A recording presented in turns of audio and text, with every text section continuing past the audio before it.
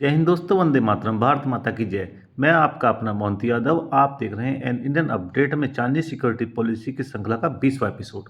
दोस्तों, ये सब तो हमें पता ही है कि अमेरिका ने पूरी दुनिया में अलग अलग जगह पर अपने मिलिट्री स्टेशन बनाए हैं और उसका उद्देश्य है कि अगर उस क्षेत्र में कहीं भी कोई भी प्रॉब्लम होती है तो जल्दी से जल्दी अपने ट्रुप्स को डिप्लॉय कर सके और वहाँ पर सैनिक दखलंदाजी की जा सके।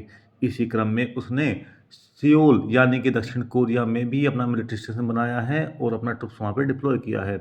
उसका बहुत बड़ा उद्देश्य है कि ईस्ट एशिया में कहीं भी कोई प्रॉब्लम होती है तो जल्दी से जल्दी अपने ट्रुप्स का मूवमेंट कर सके। और उसमें चाइना भी एक प्रमुख टारगेट है। अगर चाइना के साथ कोई भी प्रॉब्लम होता है तो अपने ट्रुप्स का इस्तेमाल उसके साथ किया जा सके। और दक्षिण कोरिया भी यह बात हमेशा से अच्छी तरह से जानता रहा है। लेकिन दोस्तों, समय हमेशा एक जैसा नहीं रहता है।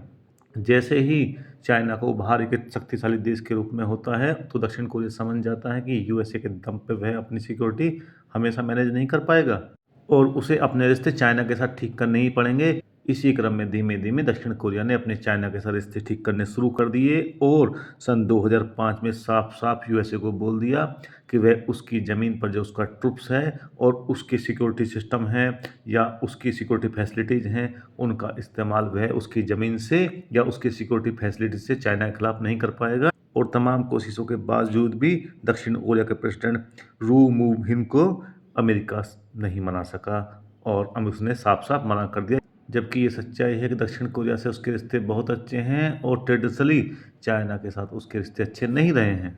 जबकि दोस्तों, यह वही दक्षिण कोरिया है जिसमें उसने 1977 में यूएसए के प्रेसिडेंट जिमी कार्टर के उस प्लान का विरोध किया था जिसमें उसने दक्षिण कोरिया से अपने ट्रुप्स को कम करने की कोशिश की थी। और उसके बाद कोरिया गेट नाम का एक प्रकरण हुआ था। कोरिया गेट प्रकरण में दक्षिण कोरिया ने यूएसए के कांग्रेसमैन को रिश्वत दी थी कि वो जिमी कार्टर के इस प्रस्ताव का विरोध करें ताकि यह प्रस्ताव गिर जाए और दक्षिण कोरिया से यूएसए के ट्रुप्स की संख्या कम ना हो। और वही दक्षिण कोरिया 2005 तक आते आते यूएसए के खिलाफ खड़ा था। उसने साफ साफ बोल दिया था कि वह उसकी ज़मीन का इस्तेमाल चाइना के खिलाफ नहीं करेगा। लेकिन दोस्तों, समय के साथ हालात यहाँ तक बदल गए जब यूएस ने 2004 में कहा कि वह अपने 4000 ट्रुप्स को दक्षिण कोरिया से इराक भेजेगा तो दक्षिण कोरिया ने कोई भी बड़ा विरोध नहीं किया। समय के साथ दोस्तों, दक्षिण कोरिया ने चाइना और रशिया के साथ बैलेंस बनाना सीख लिया और यूएसए के ऊपर अपनी सिक्योरिटी डिपेंडेंसी को लगातार कम करना शुरू कर दिया। और दक्षिण कोरिया ने उत्तर कोरिया के साथ भी अपने रिश्तों के सामान्यीकरण की दिशा में काम करना शुरू कर दिया। और इतना ही नहीं, अब वह यूएसए के ऊपर सिक्योरिटी को लेकर के उतना ज़्यादा डिपेंड नहीं रह गया था जितना कभी हुआ करता था। यह और बात है, जब जून 2006 में उत्तर कोरिया ने बैलिस्टिक मिसाइल का टेस्ट किया तो दक्षिण कोरिया ने उसको क्रिटिसाइज किया था और इसे रीजनल स्टेबिलिटी के खिलाफ भी बताया था। जैसे जैसे चाइना का इकोनॉमिक ग्रोथ और मिलिट्री ग्रोथ होता रहा, दक्षिण कोरिया का रवैया उसके प्रति सॉफ्ट होते चला गया। बड़े पैमाने पर दक्षिण कोरिया की फ़्लाइटें चाइना जाने लगीं और चाइनीज सिटीज़ में दक्षिण कोरिया के लोग काम करने लगे।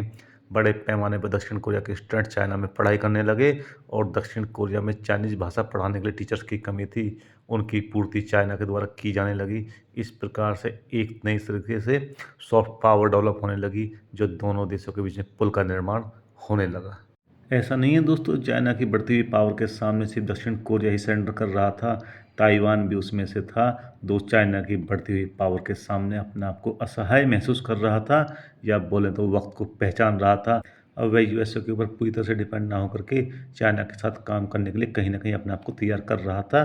और कि एक देश के रूप में नहीं, उस देश की जनता भी कहीं ना कहीं अपने आप को चाइना के साथ कोऑपरेट करने के लिए तैयार कर चुकी थी या कर चुकी है।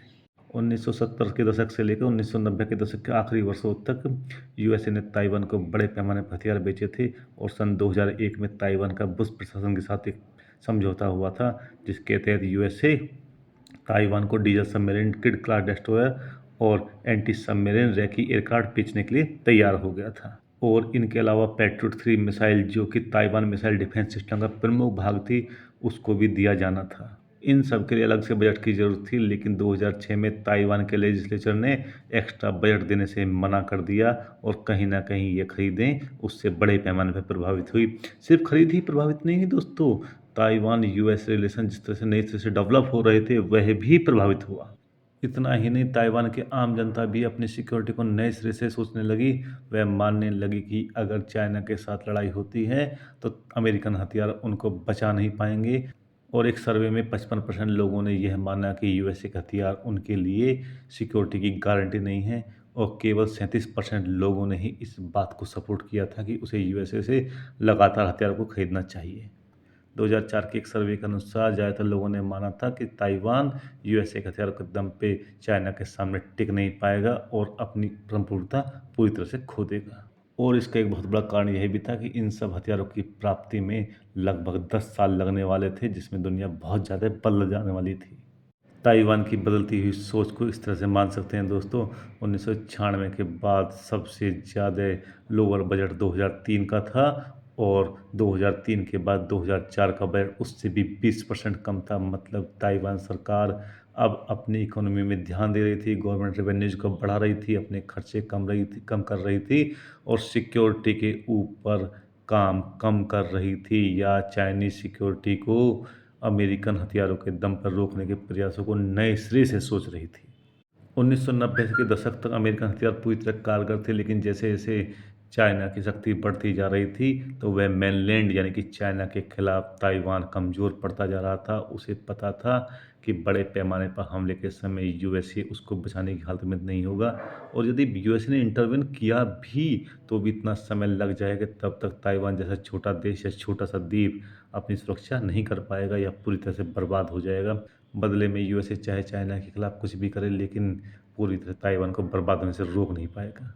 और बदलते हुए समय के साथ ताइवान यह भी समझ गया कि उसे बर्बाद करने के लिए चाइना को उसके ऊपर अटैक करने की ज़रूरत नहीं है। वह उसे सिर्फ चारों तरफ से घेराबंदी कर दे, उसके समुद्री रास्तों को रोक दे, अपने लोगों में राष्ट्रवादी भावनाओं को उभार दे। उसके बदले में ताइवान के मार्केट को जो नुकसान होगा उसे ताइवान झेलने की हालत में तो कम से कम नहीं है। और बस इतना करने से ही ताइवान की इकोनॉमी की पॉलिटिकल सोशल स्टेबिलिटी सब कुछ बर्बाद हो जाएगी, और इसके लिए उसे सिर्फ अपने लोगों के अंदर ताइवान के प्रति शत्रुता पैदा करनी है, जो कि ताइवान का बहुत बड़ा बिजनेस चाइना के अंदर है, और उसको नुकसान का मतलब है ताइवान को एक देश के रूप में पूरी तरह से बर्बाद कर देना। इसकी छोटी सी वानगी तब देखी गई थी जब 1996 में मिलिट्री एक्सरसाइज के नाम पर ताइवान की घेराबंदी चाइना ने शुरू कर दी थी। तो चाइनीज स्टॉक मार्केट 25% तक गिर गया था, और ताइवान के लोगों को पूरी तरह समझ में आ गया कि अगर वो युद्ध में चाइना से उलझेंगे तो उसका सिर्फ यही रिजल्ट होगा, ताइवान का नुकसान, ताइवान का नुकसान और ताइवान का नुकसान।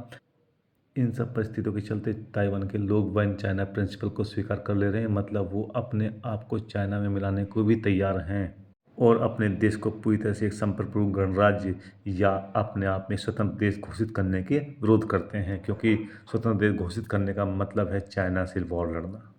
80% से ज़्यादा लोग इस बात का विरोध करते हैं कि देश का नाम रिपब्लिक ऑफ चाइना से बदल दिया जाए। 65% से ज़्यादा लोग चाहते हैं कि मेनलैंड यानी कि चाइना के साथ एक पीस ट्रीटी कर ली जाए, ताकि अगले लंबे समय तक ताइवान के और चाइना का वॉर को रोका जा सके। और ट्रीटी यह होगी कि चाइना ताइवान के ऊपर मिलिट्री के पावर का यूज़ नहीं करेगा, और ताइवान भी अपनी इंडिपेंडेंस को डिक्लेयर नहीं करेगा।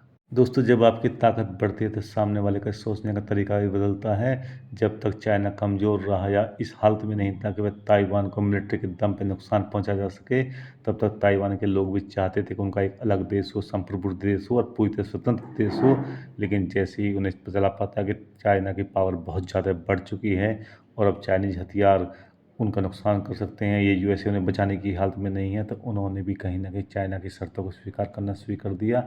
ऑफिशियली रूप से ना सही, मानसिक रूप से तो ताइवानी तैयार हैं चाइना के साथ काम करने के लिए, वन चाइना प्रिंसिपल को स्वीकार करने के लिए, और चाइना में छोटी मोटी शर्तों के साथ शामिल होने के लिए।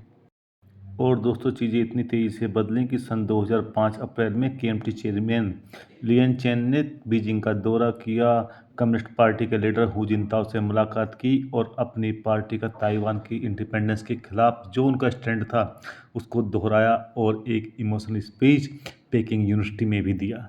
यह सब इस बात को दिखा रहा था कि किस प्रकार ताइवान के लोग ताइवान के इंडिपेंडेंस के खिलाफ अपना माइंड सेट कर रहे थे, और चाइना के साथ मिलकर काम करने को तैयार थे, या कहीं ना कहीं चाइना के साथ मिलने के लिए भी तैयार थे, वन चाइना पॉलिसी भी स्वीकार करने के लिए तैयार थे। मतलब अगर आप सैनिक रूप से और आर्थिक रूप से मजबूत हैं तो लोग आपके सामने झुकेंगे, आपकी शर्तों पर झुकेंगे, और जैसे आप अपने नियमों को अप्लाई करना चाहोगे वैसे आप अप्लाई कर भी लोगे। लेकिन शर्त यह है कि आप मजबूत होने चाहिए, आपकी सैनिक और आर्थिक ताकत मजबूत होनी चाहिए। जिस प्रकार चाइना मजबूत होता जा रहा था, ताइवान की बिजनेस क्लास में भी चाइना का सपोर्ट बढ़ता जा रहा था। ताइवान की बिजनेस क्लास भी अब ताइवान की आज़ादी नहीं चाहती थी और 2004 के प्रेसिडेंशियल इलेक्शन में बहुत बड़े पैमाने पर बिजनेस क्लास ने चेन शुइपियन को सपोर्ट देने से भी मना कर दिया था, क्योंकि वह आज़ादी को सपोर्ट करता था। और ताइवान का बहुत बड़ा बिजनेस मेनलैंड में होने के चलते बिजनेस क्लास अपना बिजनेस नहीं खोना चाहती थी।